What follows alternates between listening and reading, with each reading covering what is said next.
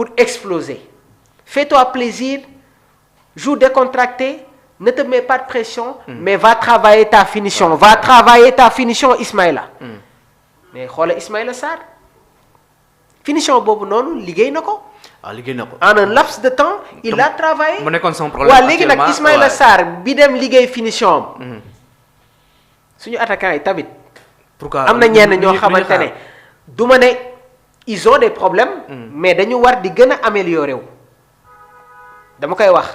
parce que sénégalais yi suñu demee ba ne non Ismaïla Sarr doit jouer comme numéro 9 parce que kooku noonu tey jii nii travaillé na li nga xamante ne moom mooy son réalisme. mais avec Pape Bouna Thiaw gëm ma ne que dina convoquer avant-centre yi yépp di jël benn Ismaïla di ko jouer comme numéro 9. léegi nag ci yenn match yi ci yenn permutation yi mun nañu gis par moment Ismaïla Sarr qui quitte la ligne pour nekk dans l'intérieur. Contre le Pérou il a adopté ce style-là. waaye tamit gis naa ne que à chaque fois que Ismaïla Sarr est associé avec Nicolas Jackson sans la présence de Sadio Mané permutation yi noonu daf koy réussir. contre l'Angleterre contre le Pérou xoolal fan la jóge ba dugal bal bi. moom moo remplacé Nicolas Jackson. parce que dama lay wax mbir. à chaque fois que Nicolas Jackson décroche dafay xam ne que. dina am beneen excentré boo xamante ne il a cette capacité de le remplacer de prendre les espaces. et Ismaïla loolu daf koy def à la perfection. parce que équipe bii di Crystal Palace dafa nekk di footballer ci registre bu bees maa ngi koy wax sànq. il joue quasiment plus comme excentré. il libère carrément les côtés pour les pistons parce que Crystal Palace joue avec un schéma 3-5-2. Dean Anderson dans les buts. Riyad Lacroix.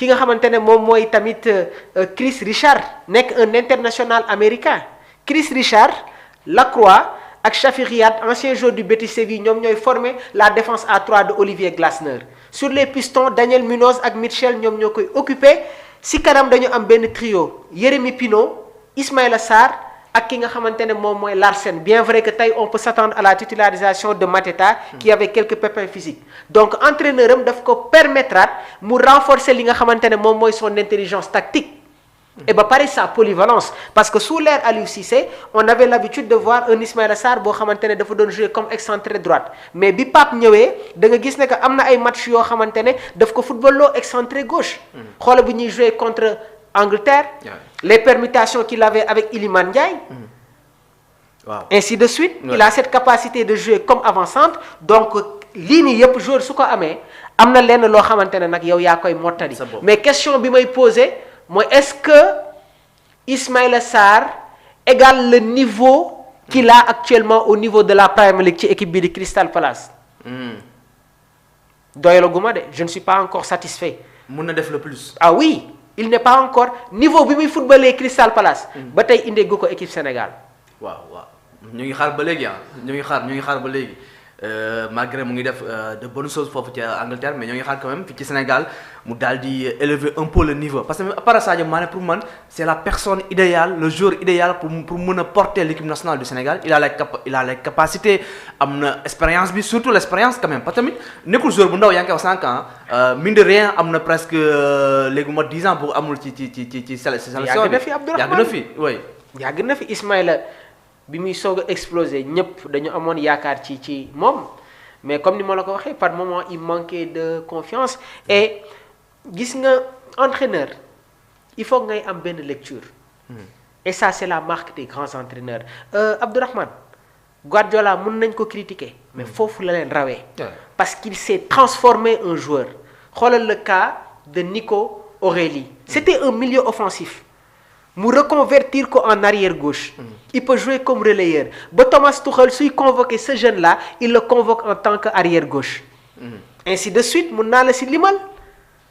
xoolal un joueur comme Matheus Nunes bi mu nekk Wolverhampton il jouait comme numéro 10 milieu relayeur. aujourd'hui c'est lui qui joue comme arrière droit si équipe bi nga xamante ne mooy lan Manchester City. et pourtant Portugal su koy convoquer léegi du ko convoquer. ci poste bu muy jouer ak City mais daf koy convoquer ci beneen poste am la polyvalence est quelque chose de très important et loolu bokk na sur les forces de Pape Bouna Thiaw. suñu excentré yi. waaw suñu excentré yi. oui. Ismaïla peut jouer à gauche Iliman peut jouer à gauche. Sadio reste figé sur le côté gauche. Ibrahima Mbaye a cette capacité de jouer sur les deux côtés de même que Assane Diao léegi ñun ñooy xam loolu noonu nan lañ koy exploiter. et loolu Pape Thiaw l'a compris mais comme ni nga ko waxee Sadio su fi nekkulee waruñu am ay doute ci Sadio Mané si Ismaïla Sarr. moom moo war a porter attaque bi. il doit être le leader offensif. c'est lui qui doit accompagner les jeunes. léegi nag yàgg naa di ko critiquer. Ismaïla bokk na ci joueurs yi nga xamante ne. critiquer naa leen bi may soog a tàmbali samay analyse. et comme j'ai l'habitude de le dire j'aime pas critiquer mais excentré tu dois avoir de la variété dans son jeu. parce que yow ki ngay jàkkaar lool. sa adversaire il est là pour t'interdire li nga xamante ne moom nga bëgg a def te sa adversaire day xool say qualité xool li nga xamante ne moom mooy sa mën-mën un attaquant doit être imprévisible. waruñu xam lan ngay def. Iliman nag loolu daf si am benn pourcentage. mais Ismaïla xoolal bi mu commencé changer. footballam bàyyi aile bi di répliquer vers l'intérieur. di utiliser son point gauche di def ay leurre dafa yegg ci benn niveau. mais dama ne la niveau bi nga xamante ne. am na ko jamono ji Crystal Palace su ko indiwee en équipe nationale du Sénégal ça va nous faire du bien. parce que déjà 1m85 86 athlétique yow soo dawee kenn warul la téye. match bi nga xamante ne Sénégal joué na ko contre Angleterre. il avait en face de lui Kyle Walker. et Kyle Walker ñun ñëpp xam nañ ne que en termes de qualité sur ses accélérations. sa capacité de réaction son agilité ses attributs défensifs c'est un joueur boo xamante ne il est très dur sur l'homme mais Ismaïla match boobu daf ko indil ay problèmes. waaw Ismaïla boobu la ñu bëgg a gis ci coupe du monde bi il doit prendre ses responsabilités Ismaïla doit prendre ses responsabilités parce que c'est un grand joueur. pourquoi pas. il peut oui ñu ngi koy xaar il doit prendre ses responsabilités Ismaïla Sarr alors toujours ci performance de nos joueurs foofu ca championnat européen yi kii di Pape Gueye moom aussi ak Lamine Camara actuellement xëy na seen tour mu ngi ci carnet ci club yu bëri ñëpp bëgg nañoo jël ñaari joueurs yooyu la donc mu mel quand même les européens les clubs européens ñu ngi xëccoo Pape Gueye ak Lamine Camara moom. Pape Gueye Lamine Camara. c'est l'explosion des milliers de terrains sénégalais. xam nga toog naa fii ne leen suñu force. ci milieu de terrain bi la de Abdourahmane. ça c'est vrai. milieu de terrain bi moom mooy suñu force. dañuy football ay match yoo xamante ne. attaquants yi dugaluñu suñu milieu de terrain ñooñu si génne bi ñuy jouer contre RDC bi ñu mënee Abdourahmane.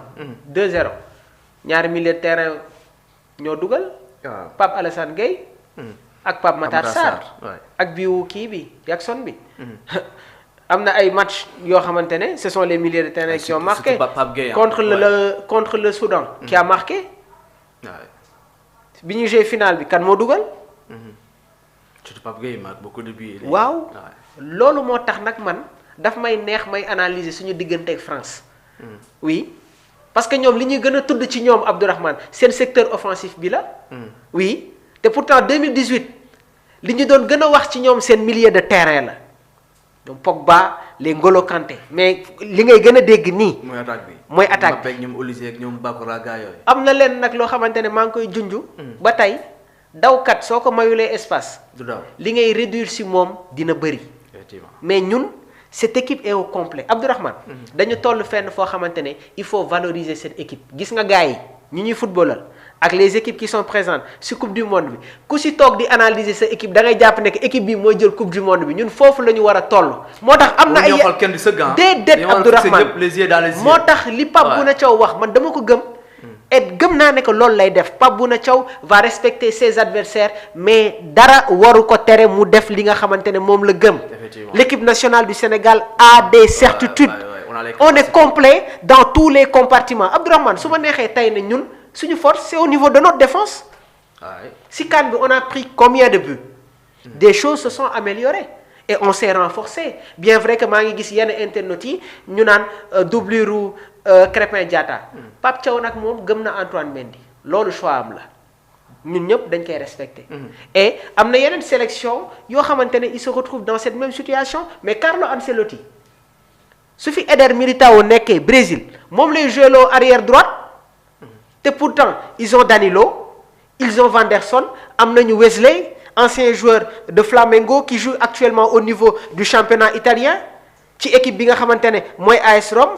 Vanderson, c'est le concurrent direct de Krépin Diatta à l'AS Monaco. Ils ont Danilo, ancien joueur du Real de Madrid, passé par la Juventus de Turin. Actuellement, il joue au niveau du championnat brésilien. Un joueur polyvalent, capable de jouer comme défenseur central, arrière droite. Et pourtant, il suffit Eder Militao nekke moom lay football lo. C'est des choix qu'il faut respecter. Arne Slot am na match yoo xamante ne Szoboszlai la jël joué loo ko comme arrière droite. C'est-à-dire dañu war a xam ne que Bouna Sarr est-ce que c'était un